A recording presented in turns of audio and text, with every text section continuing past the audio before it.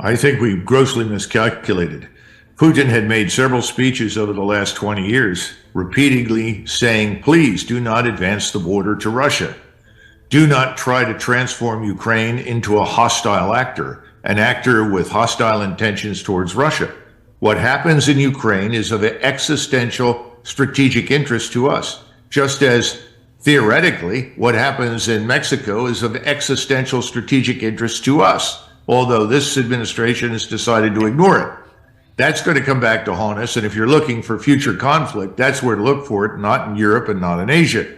But the point is that Putin wasn't pulling any wool over anyone's eyes, and Putin absolutely didn't want a war. If you go back and look at the force that he sends into Ukraine earlier in February of 2022, he goes in with about 90,000 troops.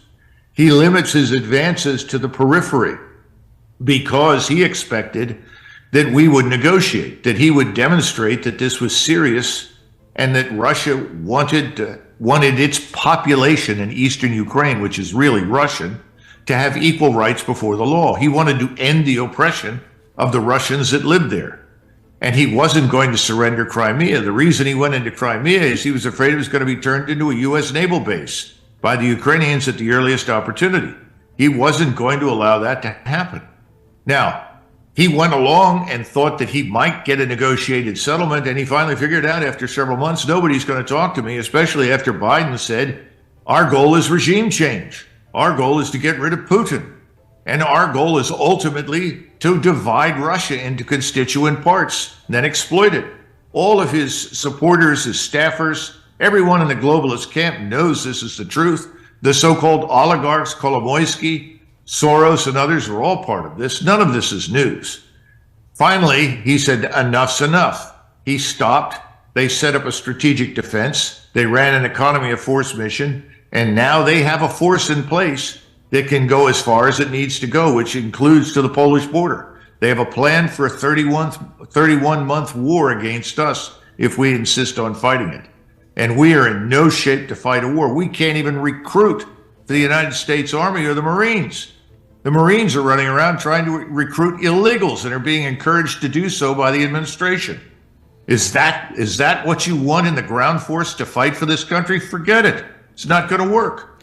So, I mean, yeah, I guess that's interesting. I mean, a lot of people probably aren't aware of that because I think when you look at it sort of on paper, you know, you obviously have the media reports, right? Every time, you know, Russia takes a big town, well, it's not really of strategic importance, but every time Ukraine claws back 7 inches in a major military victory. So, you know, you see the gamesmanship happening in the media, but I'll say this as an outsider who doesn't know and perhaps, you know, didn't know that, hey, maybe that was maybe him coming in was to bring everyone to the table in a negotiating tactic. But, you know, you think of it like me with sort of, again, that Cold War mentality of like, you know, the Russian army will steamroll. It's like, well, how did they not take over this country in 2 weeks, let alone, you know, a year and a half now? To me, and maybe to the uneducated on the subject, it feels like maybe one of the bigger sort of miscalculations or underperformances of recent military history. Is that not the case, or is that also a combination of it? Did he, you know, misjudge some of it, or is that just because, you know, 130 billion in missiles given to a militia, you know, can still hold back someone who's not going all out, or, you know, using tactical nukes or whatever it may be, that next escalation where he could, you know, again, take over the country rather quickly? Russia is not the Soviet Union. Russia is an Orthodox Christian country that is rooted in Russian nationality, history, culture, language, and ethnicity. So forget the Soviet Union. Ukraine is a brother Slavic country. The last thing Putin wanted to do was destroy Ukraine. Putin would have been perfectly happy to have Crimea recognized, to gain those equal rights for Russians inside eastern Ukraine, and to declare the place neutral. Because the neutral Ukraine would have provided exactly what you're discussing. Not only a buffer for NATO and the West, a buffer for him, for Russia. He wasn't interested in any of the things that he's been accused of. That's what Professor Mearsheimer has said. Anyone who understands Russia, knows what's happened over there since 1992, gets it. All of that's over now. You're your dad, President Trump, could have intervened in February or March and put an end to this quickly. And I'm confident that he would have. We would have convened talks without preconditions. We'd have come to some sort of new territorial arrangement. And I think we would have had a neutral Ukraine, which was in everyone's interest, and no war. But now those days are past. This government in Moscow, it's not just President Putin, his entire population is enraged. They don't trust anyone in the West, especially since Chancellor Merkel and now President Macron have both admitted that the so-called Minsk Accords, which were supposed to address these issues, were a facade. They were a fraud. They were designed to, quote unquote, buy time to build up Ukraine. And they built it up. That was not a militia that was defending eastern Ukraine. They were actually very good soldiers. Most are now dead. They've had 300 to 350,000 dead Ukrainian soldiers, another 300,000 or 400,000 wounded. They're now forcibly dragging old men and boys into uniform to fight. They're desperate, which is why they'll take anything they can get. The Russians are not desperate. They don't have a recruiting problem. They've had 100,000 volunteers in addition to the 300,000 reservists or more that they've mobilized. Russia's population is squarely behind Putin. What have we got here in this country? We have a divided society, divided along every conceivable issue, from economics, class, race, you name it. And this society doesn't even support the military establishment that desperately needs talent and Americans inside uniform. And this is what this administration thinks it can commit to a war? I mean, this is sheer lunacy. We need to get out of this before we're dragged into something. And the notion that we could take on the Chinese, a nation of 1.4 billion people, what do you plan to do with your military power against that? What makes you think anything we would do would influence them? And as President Trump pointed out, that's an economic competition, one that he could handle. Unfortunately, we're not even in the competition anymore. We've surrendered. Well, the Navy has a drag queen influencer that's going to help the recruitment problem right now, Colonel, so I'm sure things will be just fine. What could go wrong? Right. That's true. Well, maybe Xi will laugh himself to death because I have a feeling that's probably not going to have the intended effect. Or maybe it will have the intended effect, and that's just where the military is right now. But maybe talk about your military background. How did it shape your views on foreign policy? Because I know as we talk about the wars, I think your views on war and perhaps America's involvement in war have also changed, right? From some of the early sort of Middle Eastern stuff where you were at the beginning of that to where you are now has probably grossly changed. So how did that evolve? Well, remember, I and most of the people of my generation, our formative experience was service in NATO in Europe.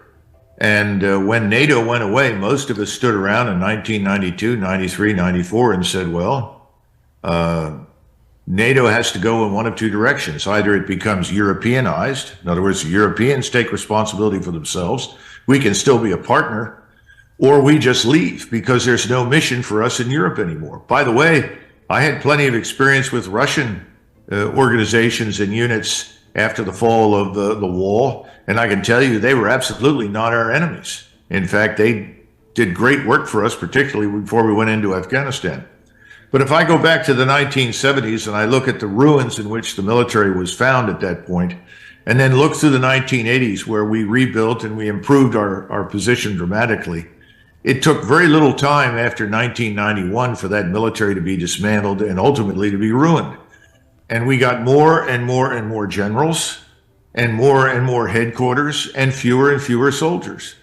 We lost 163,000 experienced combat soldiers in 1991 and 1992.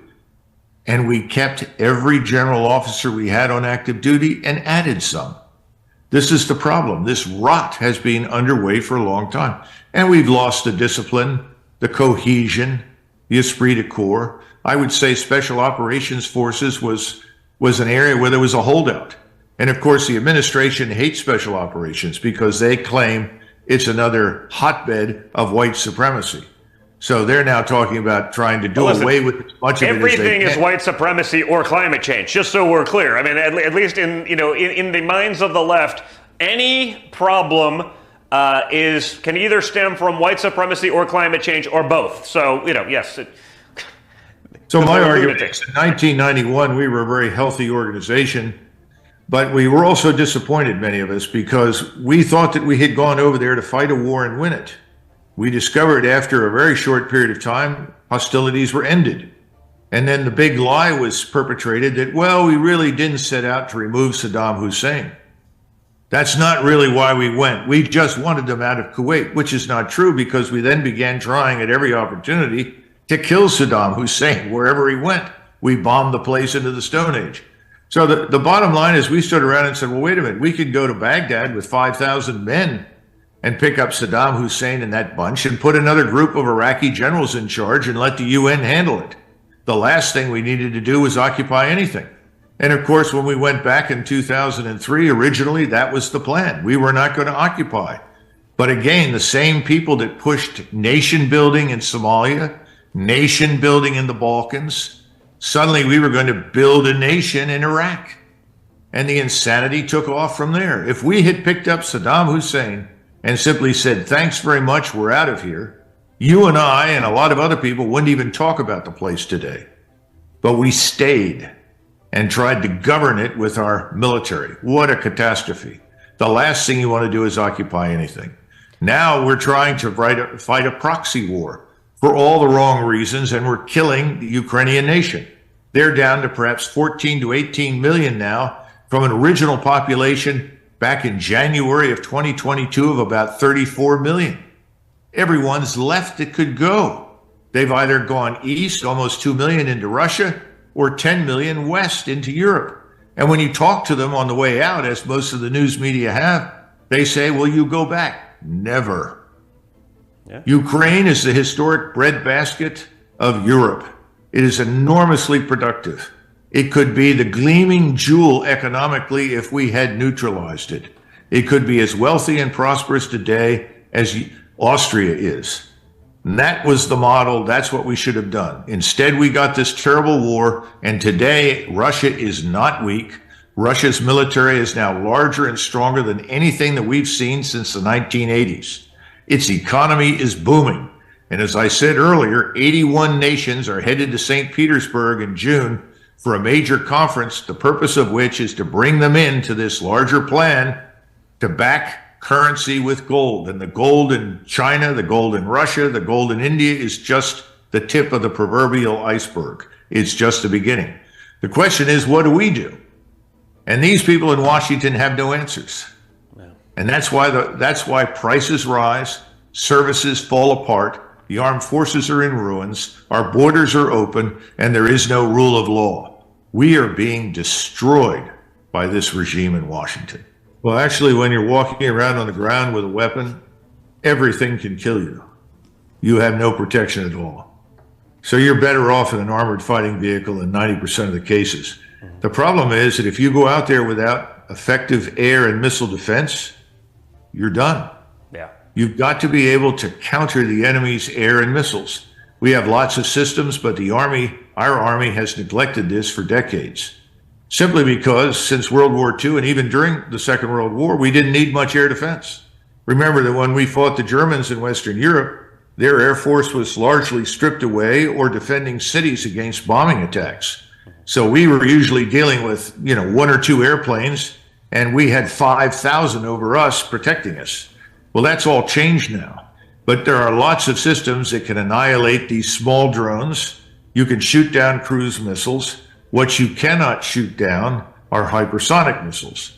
But hypersonic missiles are not meant for troops in the field. They're meant for headquarters, command and control, bunkers, ships at sea, large capital ships, aircraft carriers, this sort of thing.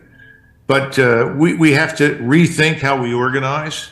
And it's a question of, do you need tanks? Of course you do. How many do you need versus other things? And what kind of air and missile defense do you have with you?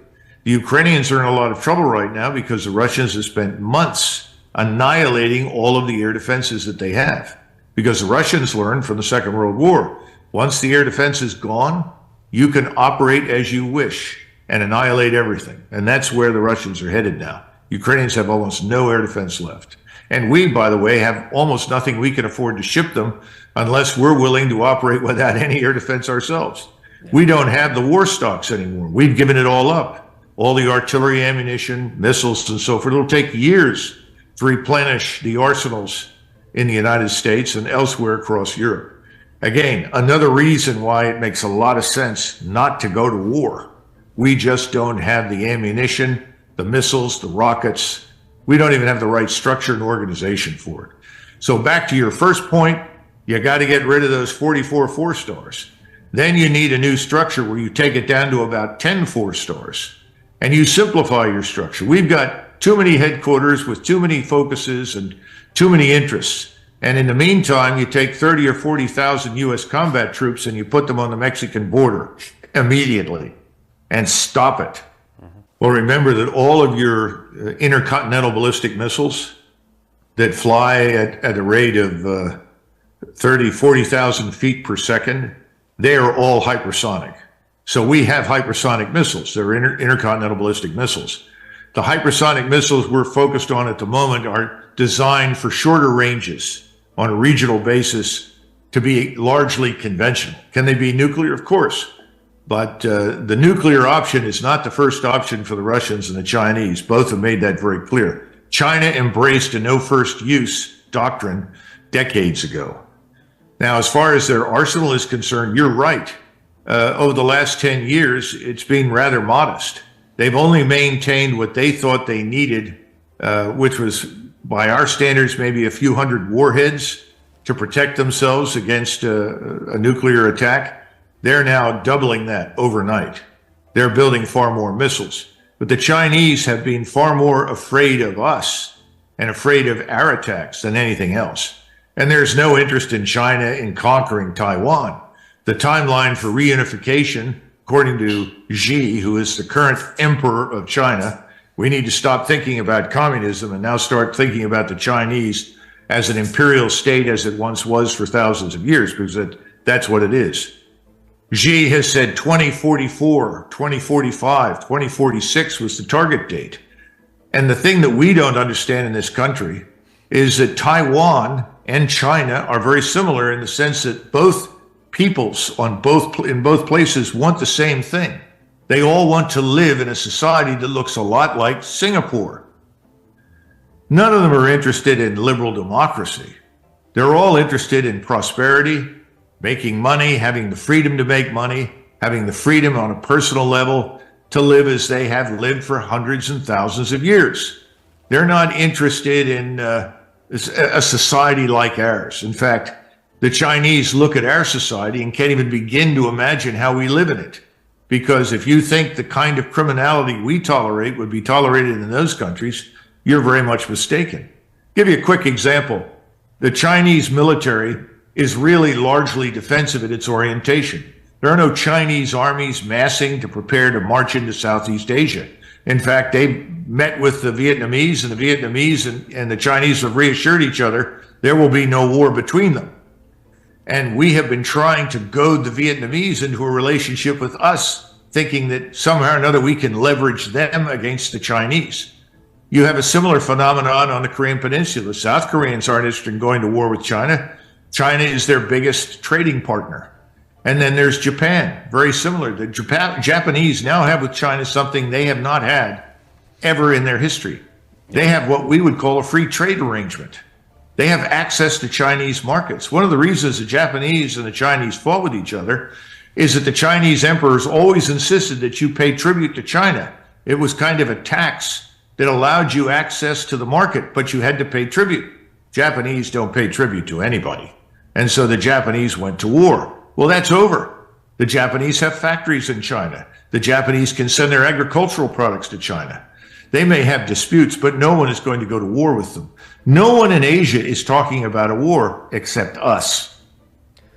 So you wrote and if you think you can fight a war with China with the United States Navy, you're insane. All those surface ships, if they come within 200 nautical miles of China, they'll be targeted and sunk.